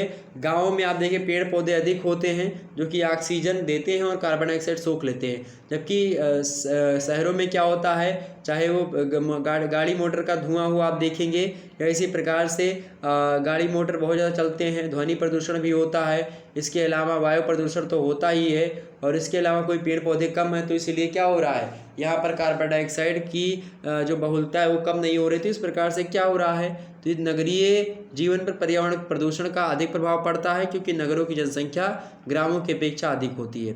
तीसरा अंतर लिखेंगे, ग्रामीण जीवन का संबंध मुख्यतः कृषि, लघु व कुटीर उद्योगों से होता है, जबकि नगरीय जीवन का संबंध मुख्यतः व्यापार, पेशा, नौकरी और बड़े पैमाने के उद्योगपतियों से होता है, उद्योगों पर आधारित होता है। चौथा अंतर है कि ग्रामों में व्यक्ति की सामाजिक प्रतिष्ठा जन्म पर आधारित होती है, कि जन्म उसका किसके यहाँ पर हुआ है, किस जाति में हुआ है, ये डिनोट किया जाता है। जबकि नगरों में आप देखेंगे तो नगरों में व्यक्ति की सामाजिक प्रतिष्ठा जन्म पर आधारित ना होकर के उसके व्यक्तिगत गुणों पर आधारित होती है, आप कितने टैलेंटेड हो ये डिनोट करता है। पांचवा अंतर लिख दीजिएगा कि ग्रामीण जीवन अपेक्षाकृत कम खुशहाल होता है, क्योंकि ग्रामवासी संयुक्त परिवार अधिक पसंद करते हैं, जिसके कारण से इनके परिवार का आकार बड़ा होता है और आए दिनों खटपट लगी रहती है, लेकिन फिर भी बड़ा अच्छा होता है गाँव। ओके, दूसरी बात है कि नगरीय जीवन अपेक्षाकृत अधिक खुशहाल होता है, क्योंकि नगरों में लोग एकाकी परिवार में रहते हैं, क्योंकि गाँव के ही परिवार टूट टूट करके नगर में जाकर के बसते हैं और नगरों का निर्माण करते हैं। तो अकेले अकेले गए पति पत्नी और उनके अविवाहित बच्चे। ओके, ये बात ध्यान रखिएगा, जिसके कारण से क्या होता है, इनके परिवार का आकार कैसा होता है, छोटा होता है, और गाँव के आकार जो होते हैं परिवार के बड़े होते हैं। तीसरा प्रश्न देखिएगा, प्रश्न है कि वैदिक धर्म के रूप में हिंदू धर्म का सूत्रपात किस प्रकार से हुआ, इसको बताएं। वैदिक धर्म के रूप में, प्रश्न बड़ा अच्छा है। प्रश्न है कि वैदिक धर्म के रूप में हिंदू धर्म का सूत्रपात कैसे हुआ, ये समझाने का प्रयास करेंगे। तो आप देखेंगे वैदिक धर्म के रूप में, वैसे भारत में आप देखेंगे हिंदू धर्म, इस्लाम धर्म, ईसाई धर्म, सिख धर्म, बौद्ध धर्म, जैन धर्म, पारसी धर्म, ये लगभग 7 धर्म के लोगों का निवास स्थान है भारत। ओके, ये बात ध्यान रखिएगा। एक बार मिनट में थोड़ा सा जल ग्रहण कर लूँ, तुरंत मैं आ रहा हूँ पॉइंट पर अपने, बहुत ज़्यादा गला सूख रहा है मेरा। ओके,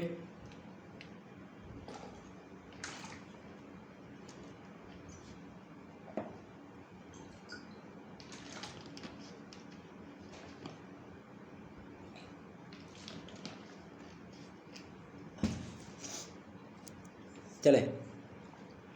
तो वैदिक धर्म की बात की जाए तो हिंदू धर्म का सूत्रपात किससे हुआ भैया? वैदिक धर्म से हुआ, जिसको सनातन धर्म कहते हैं। और हिंदू धर्म का आदि रूप आप देखेंगे तो वही है, वैदिक रूप ही सनातन ही है, जो कि आर्यों के धर्म के नाम से संबोधित किया जाता है। और आप देखिएगा कि इस धर्म के अंतर्गत अनेक देवी देवताओं की और प्राकृतिक शक्तियों की जो है पूजा की जाती है, और तमाम सारे देवताओं की पूजा की जाती है जो कि प्रकृति में ही विद्यमान है, जैसे सूर्य, चंद्रमा, नक्षत्र। और इसके अलावा आप देखेंगे कि और भी, जैसे जल हो गया, वायु हो गया, अग्नि हो गया, इन सभी की पूजा, नीम के पेड़ की पूजा, पीपल के पेड़ की पूजा, पत्थर की पूजा, ये हिंदू धर्म की खास विशेषता और इसीलिए इस धर्म को महान बनाती है। क्योंकि इस धर्म में आप देखेंगे कण कण में भगवान है, इस बात की पुष्टि होती है। ओके, ये बात ध्यान रखिएगा। तो इनमें देखेंगे इन देवी देवताओं को 3 भागों में विभाजित किया जाता है।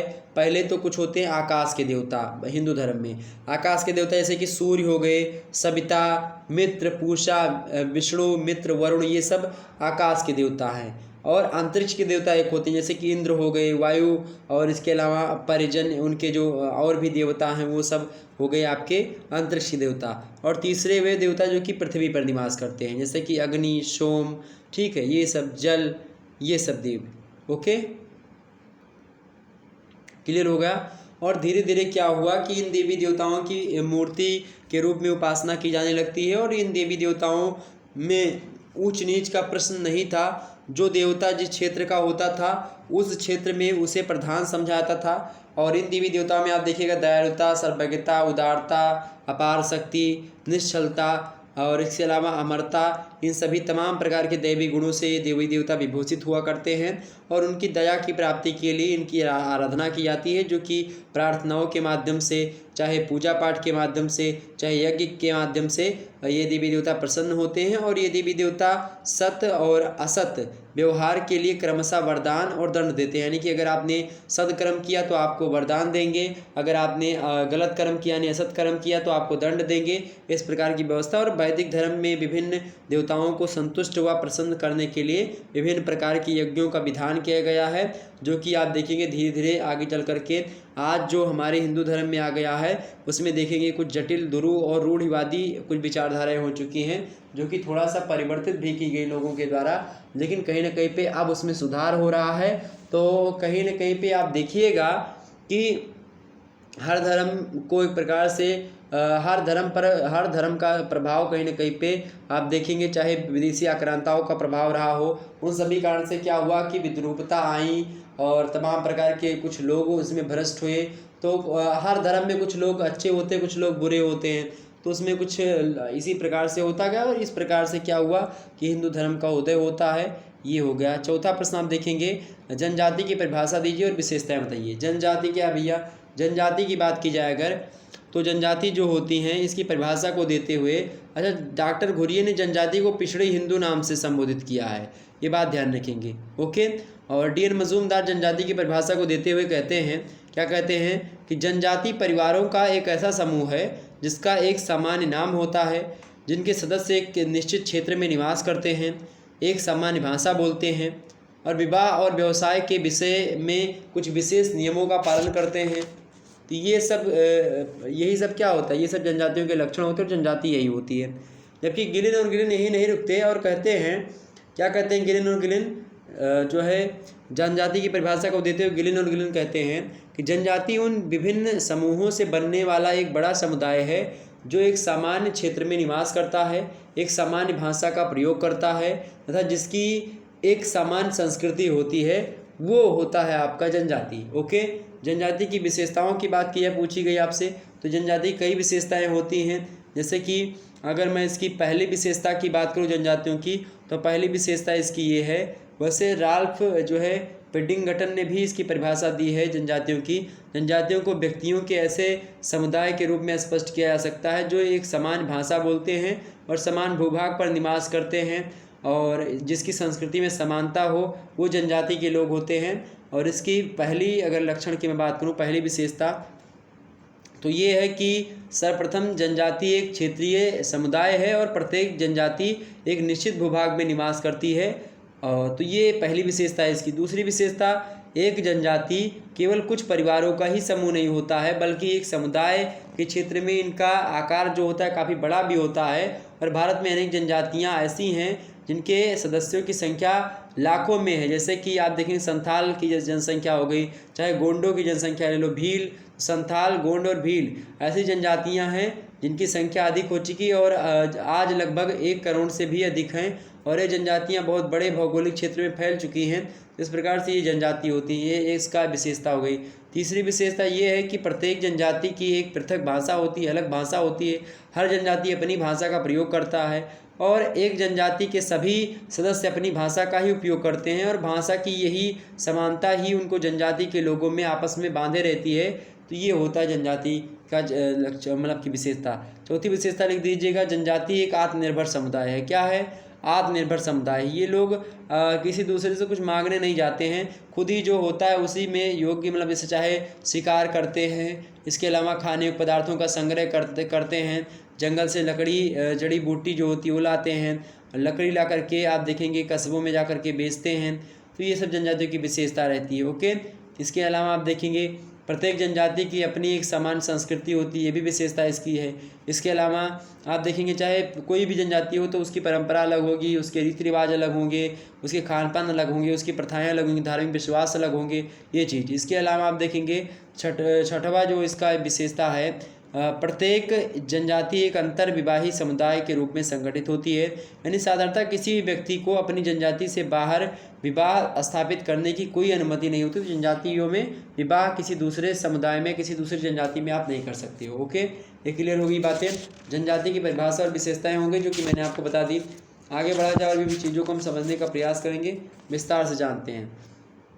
5वां प्रश्न आपके समक्ष है, हिंदू विवाह के धार्मिक प्रवृत्ति की विवेचना कीजिए। तो आप देखेंगे हिंदू विवाह के धार्मिक जो है, या आप फिर से प्रश्न पूछे कि अपने आदर्शों के कारण हिंदू विवाह की प्रवृत्ति धार्मिक है, विवेचना कीजिए इस कथन की। चाहे आपसे पूछे कि हिंदू विवाह के धार्मिक प्रवृत्ति का विवेचना कीजिए, ओके, की विवेचना कीजिए। तो विवेचना कैसे करेंगे भाई?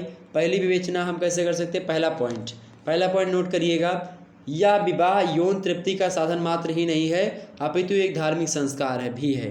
तो विवाह, हिंदू विवाह जो है खास करके पहली बात ये कि ये केवल यौन तृप्ति के लिए, अपनी काम भावना जो है आपके अंदर जो जागृत है उसको सुसुप्त अवस्था में डालने के लिए, यानी कि आपकी इच्छाओं की पूर्ति के लिए ये नहीं होता, विवाह नहीं किया जाता है कि आत्मा आपकी तृप्त हो। ये एक धार्मिक संस्कार के लिए किया जाता है विवाह। ओके, आप देखेंगे कि अनेक धार्मिक विधि का विधान का प्रयोग होता है इनमें, अनुष्ठानों का, वागदानों का प्रयोग, कन्यादान हो गया, अग्नि स्थापना, पाणी ग्रहण इस विवाह में, लाजा होम की प्रक्रिया, अग्नि पारायण होता है, घूमना जाता है जो फेरा लेना। इसके सभी के बाद में सप्तपदी का श्लोक होता है जिसमें कहा है क्रीड़ा शरीरम संस्कारम समाजोत्सव दर्शनम हास्यम परिग्रह यानम। यानी अगर आपको किसी के घर जाना है तो एक बार परामर्श लेना है। जब पति प्रदेश में हो तो पत्नियों को श्रृंगार यानी मेकअप नहीं करना चाहिए, इस बात के लिए भी उल्लेख किया गया है ताकि वो किसी दूसरे पुरुषों का ध्यान अपनी तरफ आकर्षित ना कर सके। और इसलिए जो व्यक्ति आपके हित के लिए कमाने बाहर गया है वो जब कमा करके घर पे आए तो आप और उसके बीच जो संबंध है वो मधुरता के साथ बना रहे। अगर ऐसा हुआ कि आप खूब सज धज के बाहर निकलेंगी, मार्केटिंग करेंगी, शॉपिंग करेंगी जा करके, जब आपका पति आपके साथ नहीं है तो जाहिर सी बात है आपके मन में गलत धारणाएँ आएंगी, लोगों के मन में गलत धारणाएँ आएंगी और इस प्रकार से क्या होगा, आप किसी दूसरे चक्कर में फंस जाएंगे। तो इस प्रकार से कि चाहे पति की बात की जाए चाहे पत्नी की, दोनों को एक दूसरे की फीलिंग को समझना चाहिए, ये सबसे इम्पोर्टेंट फैक्टर। दूसरी बात भैया, दूसरी बात हिंदू धर्म में क्या है, हिंदू धर्म के अनुसार स्त्री को पति व्रत और पुरुष को पत्नी व्रत धर्म का पालन करना चाहिए। ओके, ये बात ध्यान रखेंगे। हिंदू धर्म दर्शन के अनुसार यौन तृप्ति गौण उद्देश्य होता है, इसको मुख्य उद्देश्य नहीं माना जाता है और उस पर नियंत्रण करना नियमित और संयमित करने की एक प्रकार से विधि विधान का रूप होता है।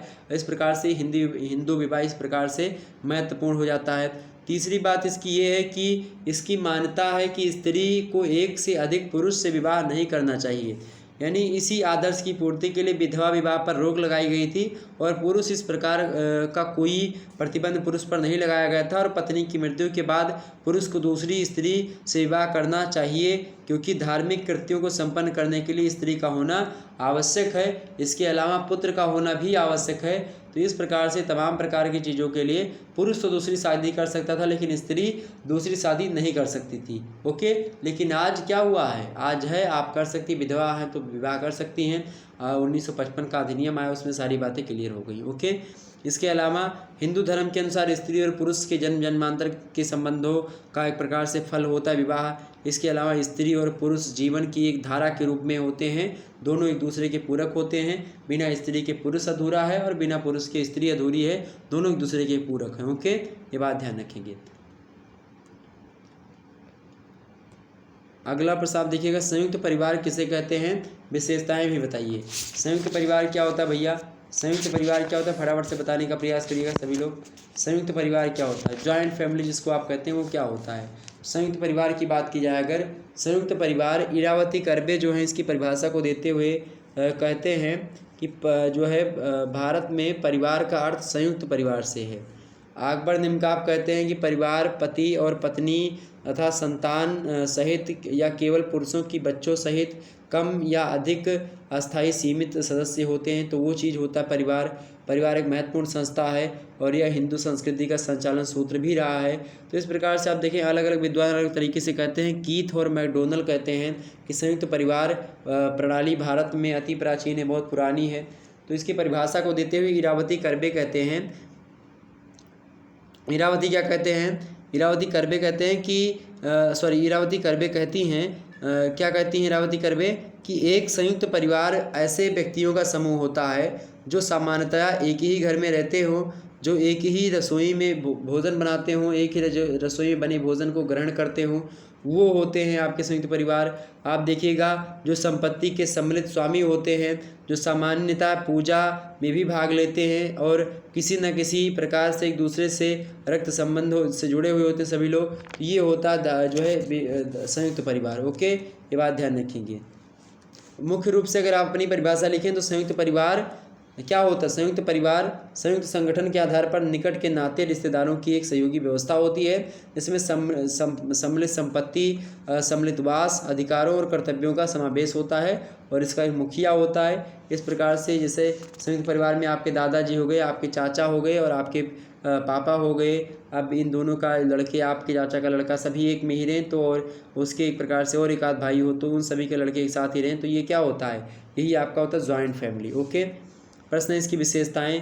पहली विशेषता जॉइंट फैमिली की है कि सामान्य निवास होता, सभी लोग इकट्ठा निवास करते हैं। दूसरी विशेषता बड़ा आकार होता है, संयुक्त परिवार कैसा होता है, बड़ा होता है। तीसरी विशेषता रक्त समझ होता है, यानी कि संयुक्त परिवार में सभी लोग आपस में खूनी रिश्ता के द्वारा बंधे हुए होते हैं। और चौथी बात है कि सामान्य रसोई होती है, एक ही रसोई में सबका खाना बनता है, ऐसा नहीं कि किसी रसोई में किसी के लिए, किसी रसोई में किसी। संयुक्त परिवार में सभी के लिए खाना एक ही रसोई में बनता है और सभी लोग साथ बैठकर खाते हैं। पांचवा इसका एक प्रकार से विशेषता ये है कि सामान्य संपत्ति, यानी जो संपत्ति होती है उस पर किसी एक व्यक्ति का अधिकार नहीं होता, सभी की संपत्ति होती है। ओके, तो संयुक्त परिवार के बारे में बातें जो मैंने बता दी। सातवां प्रश्न आपके समक्ष आ चुका है।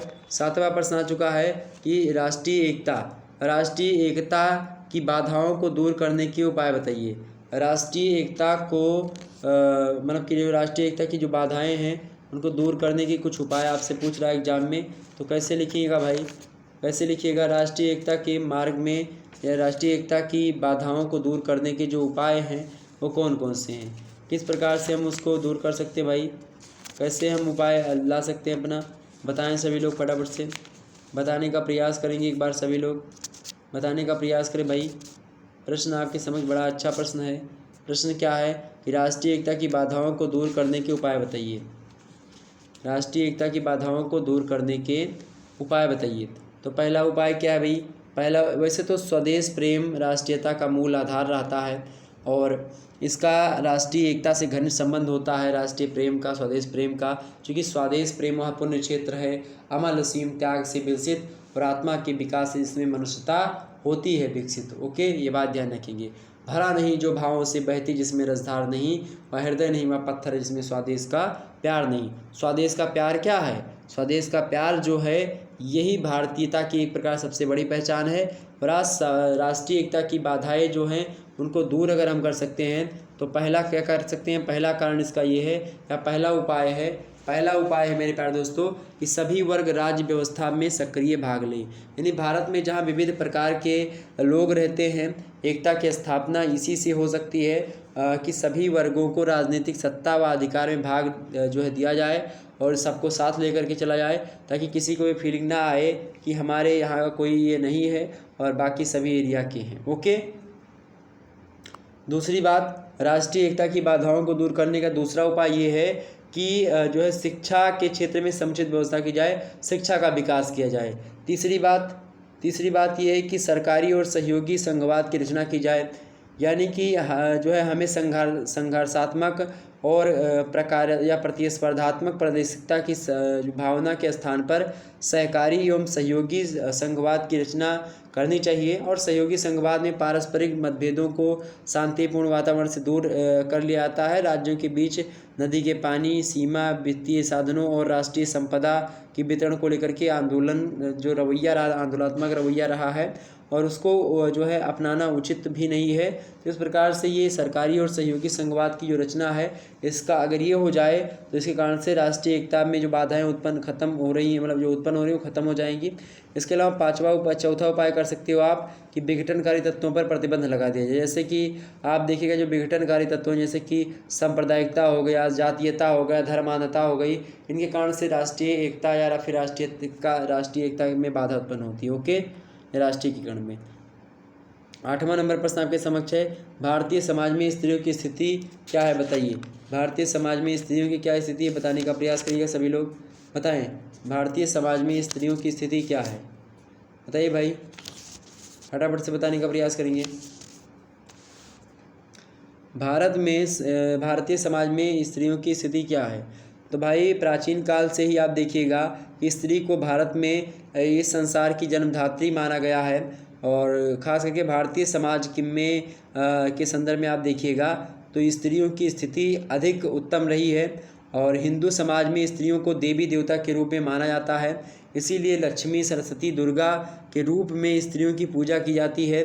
स्त्री और पुरुष एक दूसरे के पूरक होते हैं, यानी कॉम्प्लीमेंट होते हैं। और एक स्त्री के बिना पुरुष अधूरा होता है और पुरुष के बिना स्त्री अधूरी होती है। और हिंदू समाज में बात की जाए, खास करके हिंदू समाज में स्त्री का श्री गणेश, या फिर आप देखिएगा हिंदू समाज में एक स्त्री के बिना कहीं ना कहीं पे बिना श्री ज्ञान व शक्ति मैं क्या बता रहा था आपको? मैं बता रहा था कि जो हिंदू धर्म ग्रंथ होता है, ये हिंदुओं में जो एक प्रकार से भारतीय समाज की स्थितियों के बारे में मैं स्थिति बता रहा था उनकी। तो हिंदू समाज में आप देखिएगा कि स्त्री को श्री ज्ञान और शक्ति का द्योतक माना जाता है और मनुष्य के जीवन में स्त्रियों का महत्वपूर्ण योगदान है। एक स्त्री के बिना पुरुष ना तो अपनी गृहस्थी बसा सकता है और ना ही उसे चला सकता है। मनुस्मृति में भी स्त्रियों की महत्व के बारे में विस्तार समझाने का प्रयास किया गया है। तो ये है आपका भारतीय समाज में स्त्रियों की स्थिति, जो मैंने आपको बता दी। ओके, इसके मामले में आप देखिएगा कहा भी जाता है कि यत्र नार्यस्तु पूज्यतम रम्यते तत्र देवता, और यत्र तथास्तु न पूज्यते सर्वस्तत्वा फला क्रिया। ओके, यानी कि आप देखिए नारी, यानी जहाँ नारी का मान होता है, यत्र नार्यस्तु पूजन्ते रम्यते तत्र देवता, यानी जहाँ नारी का सम्मान होता है वहाँ पर देवता वास करते हैं। और जहाँ मान सम्मान नहीं होता है वहाँ पर समस्त क्रियाएं विफल हो जाती हैं। ओके, क्लियर हो गई बातें। अगला प्रश्न देखिए, कस्बा से आप क्या समझते हैं? कस्बा क्या होता है? तो कस्बे की अगर बात की जाए तो बड़ी सिंपल सी परिभाषा, जो गांव और शहरों के बीच का एरिया होता है, यानी गांव की कसौटी और जो है शहरों की कसौटी, दोनों की बारे में कहीं ना कहीं पे सही उतरता है। दोनों चीज़ों को ध्यान में रखता है, यानी कि दोनों के मध्य का जो एरिया होता है, मध्य मतलब कि दोनों ना तो थोड़ी स्थिति, थोड़ी विशेषताएं इसकी है, थोड़ी विशेषताएं उसकी है, तो ये क्या होता है, यही कस्बा होता है। थोड़ी विशेषताएं नगर की, थोड़ी विशेषताएं गांव की। ओके, कस्बा जो होता है आकार की दृष्टि से नगरीय बस्तियों को जो है अनेक भागों में बांटा जाता है, उनमें से एक होता है कस्बा। और कस्बा उस बस्ती को कहते हैं जिसकी आबादी लगभग 500 से लेकर के 10,000 तक हो। कुछ विद्वान इसको 40,000 तक की आबादी मानते हैं, 50,000 तक की आबादी कुछ विद्वान मानते हैं। इस प्रकार से क्या हुआ कि लोग अलग अलग तरीके से ये कस्बा में बताते हैं कि हाँ आपकी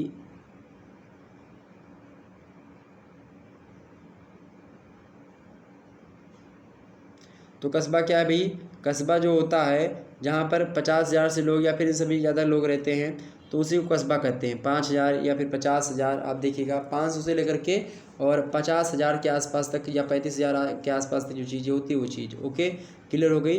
तो आप देखिएगा जो भारत में गंगा यमुना का जो दुआब एरिया है वहाँ पर बहुत से कस्बे हैं जिनकी आबादी लगभग 30,000 से 35,000 के आसपास है।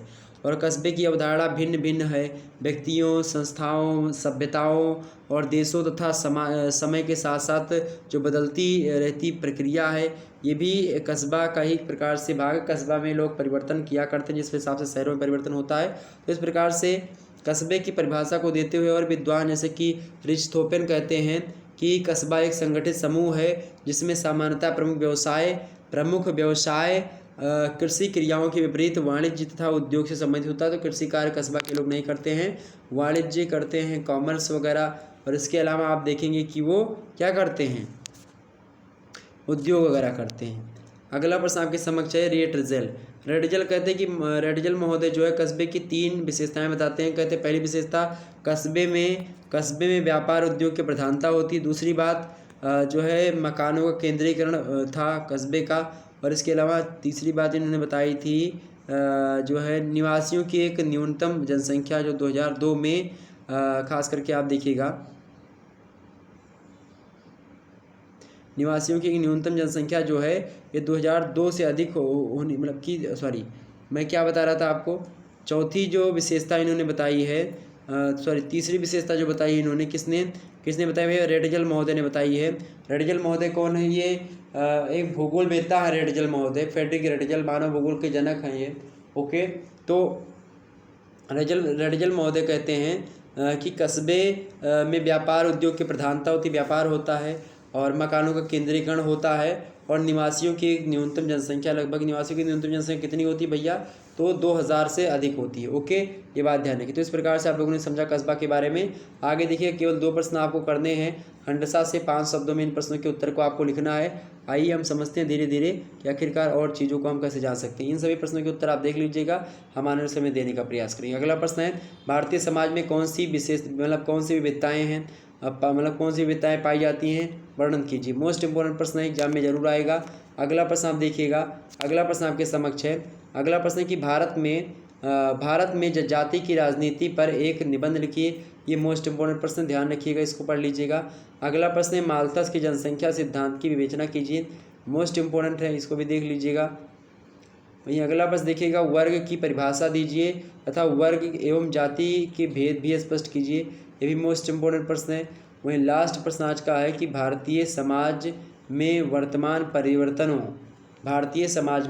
परिवर्तनों और इसके अलावा आप देखेंगे, इसके अलावा व्याख्या, मतलब कि भारतीय समाज में जो वर्तमान में परिवर्तन हो रहा है उसकी व्याख्या कीजिए। और भारतीय समाज तथा पाश्चात्य समाज में जो अंतर हो रहा है उस अंतर को भी स्पष्ट कीजिए। ऐसा प्रश्न पूछ रहा है, तो ये मोस्ट इंपॉर्टेंट चीज़ें हैं, आप लोग इसको जरूर देख लीजिएगा। ओके, इन सभी प्रश्नों को पढ़ लीजिएगा अगर आपकी सीरीज में है।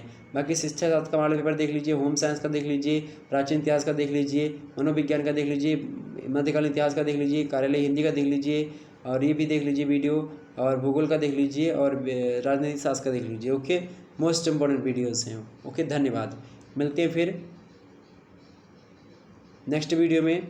तब तक के लिए जय हिंद, जय भारत। आप सभी का बहुत बहुत धन्यवाद हमारे से जुड़ने के लिए। लाइक कर दीजिए।